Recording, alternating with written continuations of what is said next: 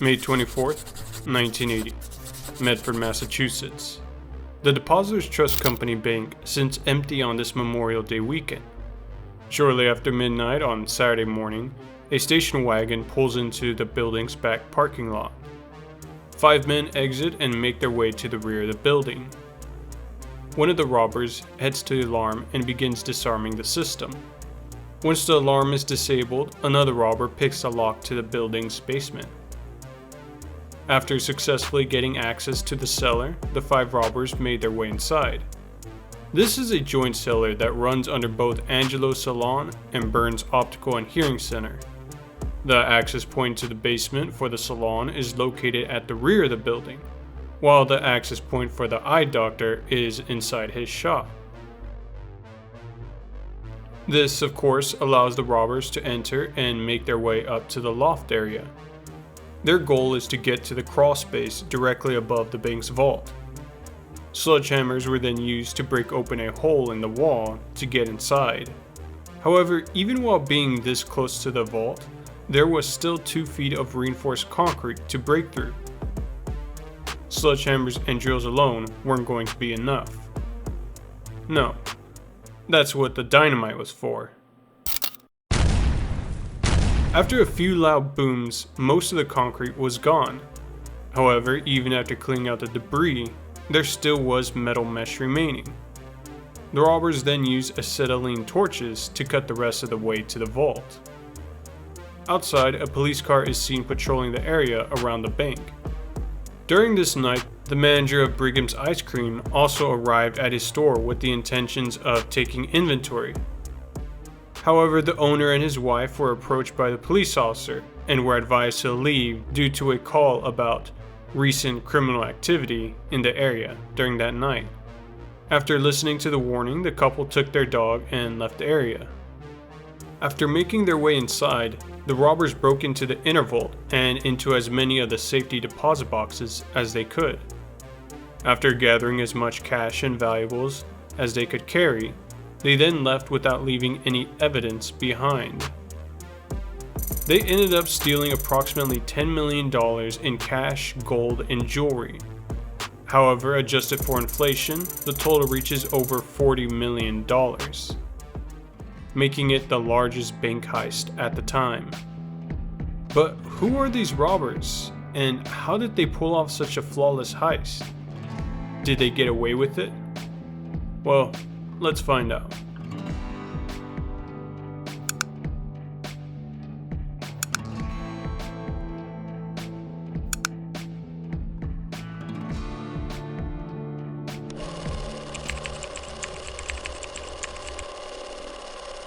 On Tuesday morning, May 27th, customers trying to enter the Depositors Trust Bank were greeted at the entrance by police. They were then informed that the bank had been robbed and almost all valuables had already been lost. Of course, inside, police were still trying to take inventory of everything that was stolen. Accounting for the loss from the inner vault was the easy part. Most of the cash inside had already been sent to the Federal Reserve for the weekend, so only around $50,000 was left inside. The deposit boxes were a lot more complicated. Of the 1,087 deposit boxes, 755 were opened. However, the exact amount of money stolen is hard to account for. You see, one of the main reasons that people use safety deposit boxes is for privacy, so that means only the box holders know what was taken. The police used a general assumption that an average of $5,000 was in each box. This would bring the initial estimate to over $3.5 million. Over the next few weeks, FBI agents recorded the contents inside the box from as many customers as they could. This, of course, would quickly increase the total amount of money stolen. However, roughly 150 boxes were still unaccounted for. So that means that either agents couldn't get a hold of the box holders, or the box holders simply ignore the request to contact them. But before we go any further, let's take a brief moment to talk about the box holders. many newspapers came out and talked about the stories of those who had just lost their entire life savings, because that's the main customer base for deposit boxes, mainly people who don't trust the security in their own home. The other type of customer are people who might not want the IRS knowing how much money in assets they own. It could be something as simple as a business owner that doesn't want to report some extra income, or perhaps something a little shadier. Basically what I'm getting at is that there were rumors that some people from the criminal underworld owned some safety deposit boxes. And seeing as how the bank wasn't insured for this type of loss, some of these people might not appreciate being stolen from.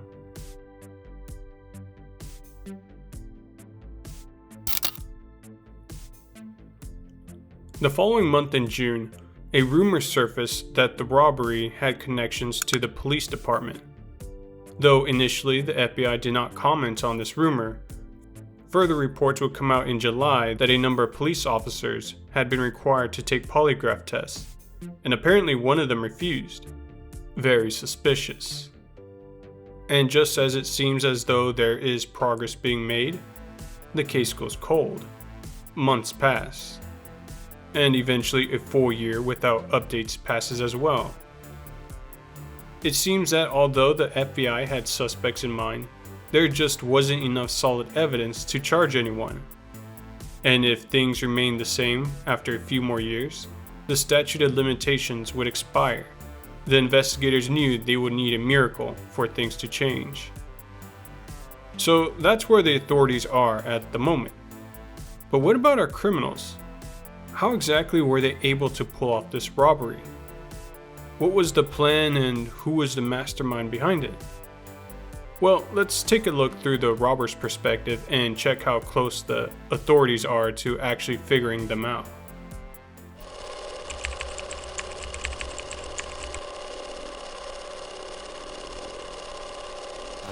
Prior to the heist, a group of 6 men met inside a house in Tewksbury, Massachusetts. This house belonged to a man named Joey Bangs, or rather, Sergeant Joseph Bangs of the Metropolitan Police Department.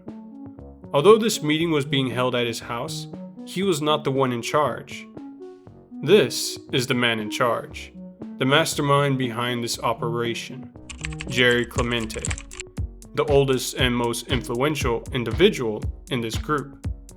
But he might be better known by his professional title, Captain Gerald Clemente of the Metropolitan Police Department.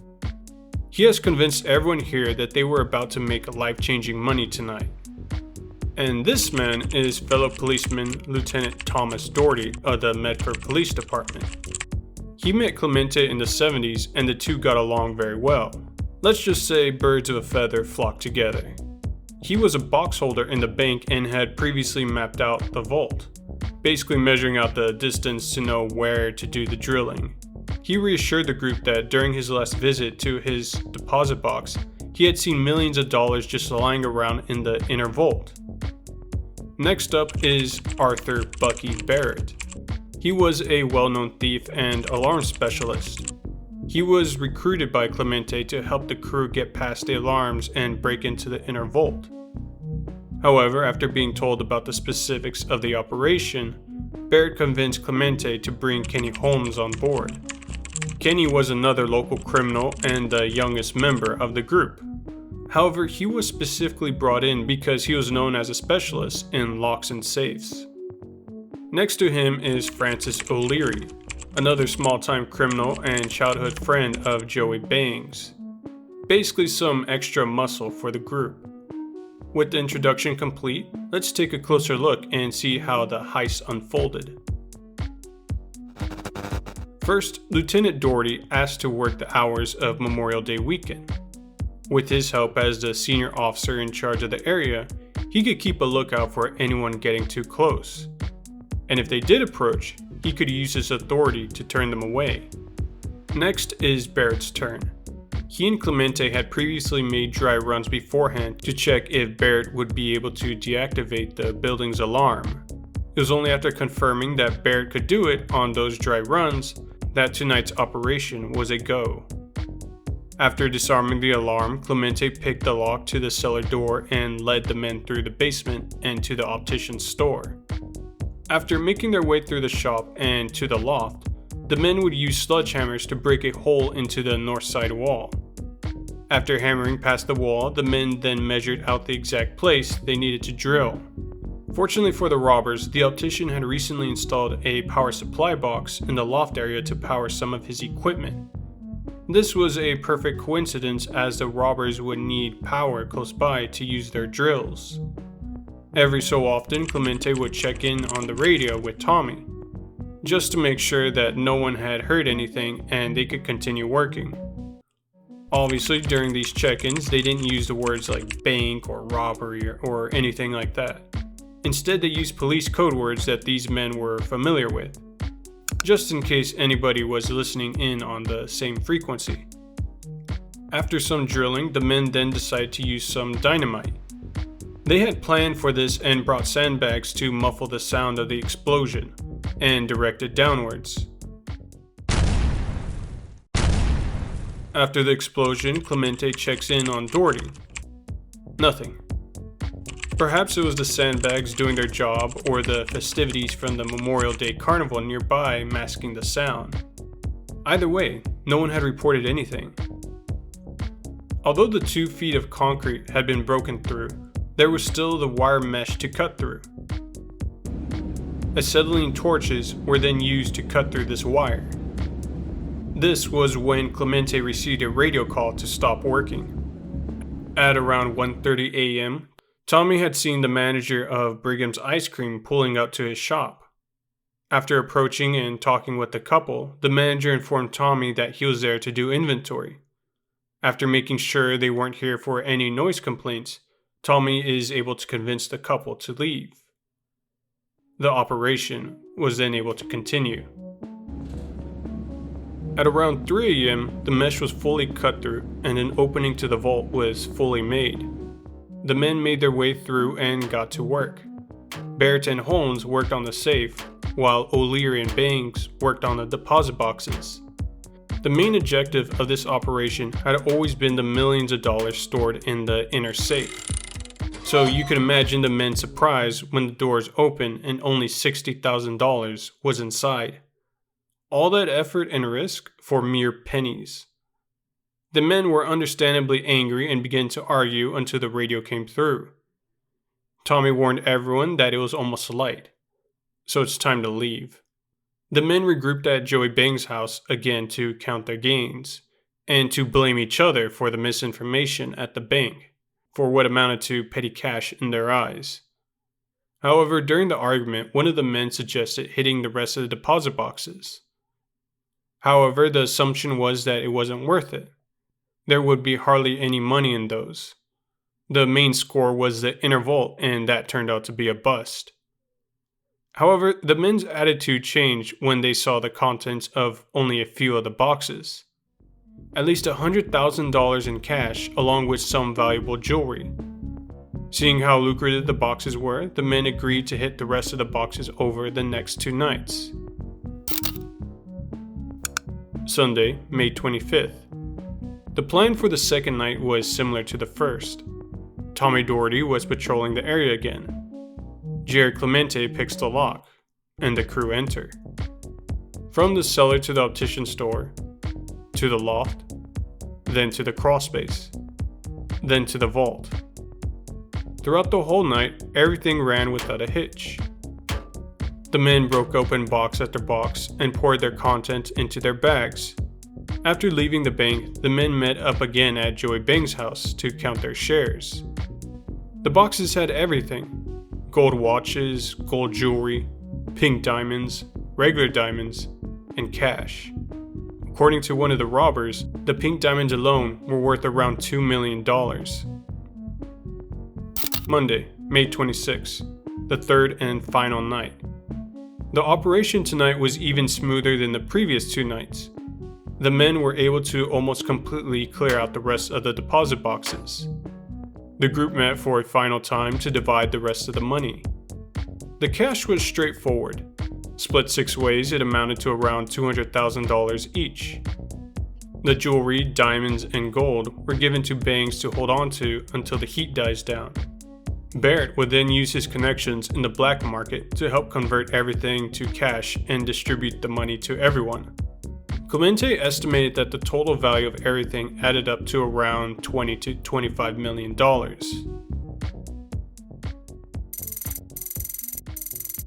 When Tuesday morning rolled around and the heist was discovered, some of the men were immediately suspected.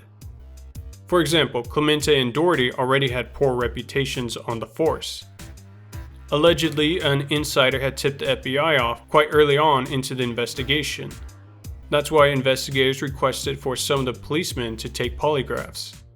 Tommy Doherty complained about chest pains and took sick leave. Clemente also refused to cooperate, and both were demoted and given desk duty. The FBI had tried to rattle the men, but they all had alibis. For example, Tommy was working those nights. Barrett was supposedly in Florida, and Clemente had been with his wife all weekend. Excuse me, not his wife, his mistress, Barbara Hickey. Clemente had been with his mistress, Barbara Hickey, all weekend. As time passed and no charges or evidence appeared, Clemente and Doherty returned to unrestricted duty. Despite being heavily monitored, this was still within expectations for Jerry Clemente. He believed that the worst had already passed. Now all the men have to do is keep a low profile. The statute of limitations for the robbery will run out in May of 1986. So as long as nothing changes and everyone stays quiet, the group will have gone away with the biggest heist in American history.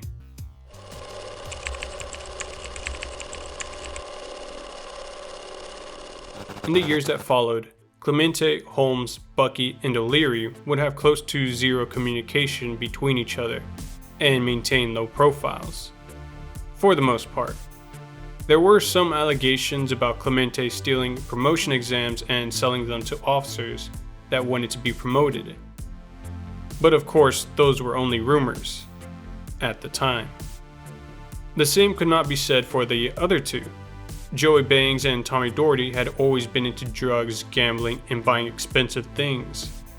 However, the extra money had turned that up to 11. According to Clemente, Joey had even become one of the biggest cocaine dealers in New England at the time.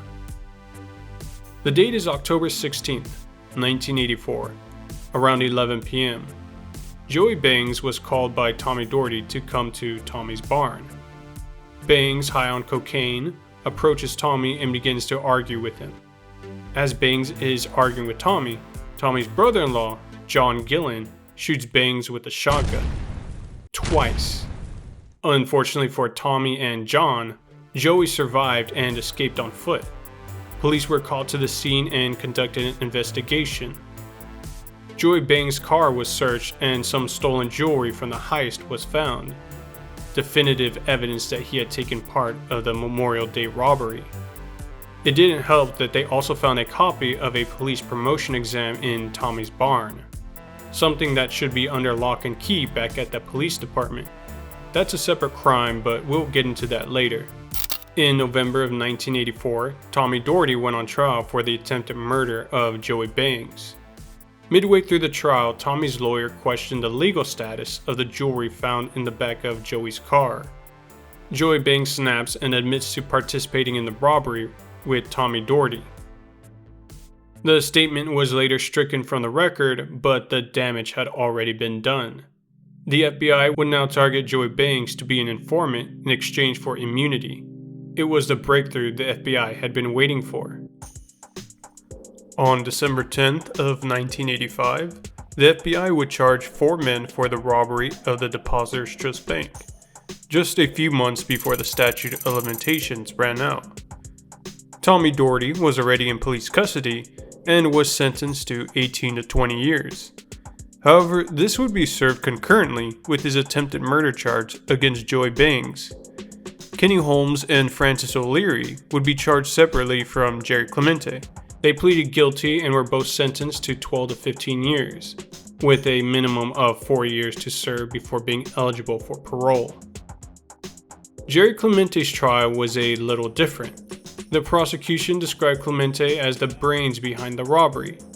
and as a former police captain, he had always been the FBI's main target. Clemente's defense had pushed for a separate trial because it should have been an advantage. According to the defense team, it was his word versus the word of a drug-addicted man who was trying to save himself. And if it had been all the evidence the prosecution had, Clemente would most likely have walked. And this is where Barbara Hickey re-enters the picture. She and Jerry had broken things off a while ago. This was a problem because she was also his strongest alibi for the nights of the heist. Out of a clear blue sky, he said that he was going to have a lot of money and he would never have to work a day in his life again. And with that, Jerry's fate was sealed. He was sentenced to 30 to 40 years with a minimum of 10 years to be served before being eligible for parole. Also, it turns out the rumors of Clemente stealing and selling police promotion exams were true. It would later be known as the exam scam. Now for the part that people have been wondering about. What about the money? Well, the Depositors Trust Company was found negligent and was ordered to compensate the box holders millions of dollars. Well, the 229 depositors that joined the lawsuit.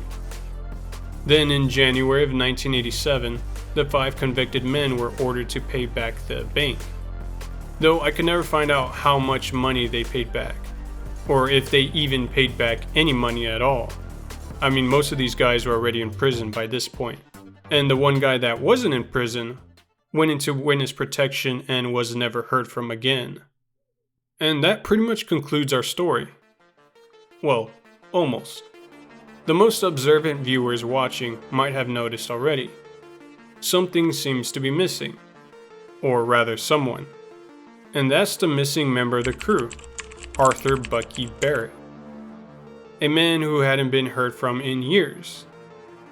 So does anybody remember when I talked about the kinds of people who rent deposit boxes? Well, it turns out the rumors that the mob had money stored there was true. In 1983, Bucky was interrogated by infamous Irish mobster James Whitey Bulger, the mob boss of the Winter Hill gang based in the Boston area. Barrett was tortured, murdered, and buried in a secret graveyard that the mob had always used to dispose of bodies. It is presumed that Whitey did it to steal Bucky's cash, gold, and jewelry. This story was only confirmed in 2000 when former Winter Hill gang member Kevin Weeks cooperated with authorities and led investigators to the graveyard. And thus concludes the story of the Memorial Day heist of 1980. The largest bank heist of its time and a fairly interesting one. They almost got away with it too. But you know, if it wasn't for the drugs, greed, and betrayal. I hope you enjoyed the video. I tried to get this out to you as quick as I could. Keep in mind, it's only me working behind the scenes.